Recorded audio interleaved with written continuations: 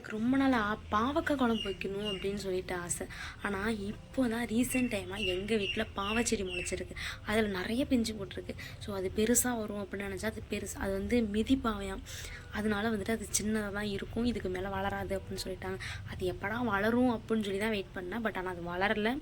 So இப்போ அதை பறித்து தான் நம்ம பாவக்காய் குழம்பு வைக்க போகிறோம். ஏன்னா நிறைய பேர் பாவக்காய் குழம்பு வச்சா நல்லாயிருக்கும், கூட்டு பண்ணி சாப்பிட்றத விட குழம்பா வச்சா நல்லாயிருக்கும் அப்படின்னு சொன்னாங்க. ஸோ அதுக்காக தான் இப்போ இந்த பாவக்காவை பறித்து குழம்பு வைக்க போகிறோம்.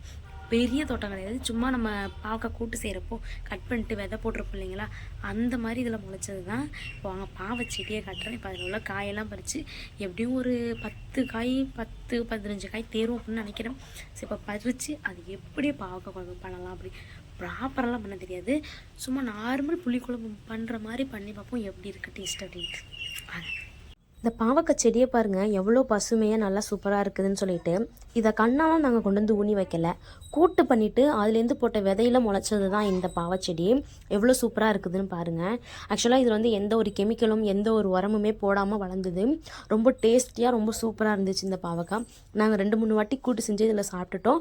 அவ்வளோ காய் பறிக்க இது கொடுத்துக்கிட்டே தான் இருந்துச்சு. எங்களுக்கு நிறைய பிஞ்சுமே போட்டுட்டு இருந்துச்சு. நிறைய பேருக்குமே இதை நாங்கள் கொடுத்தோம்.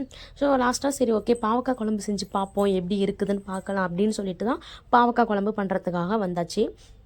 ஆக்சுவலாக எனக்கு பாவக்காவே வந்துட்டு பிடிக்காது.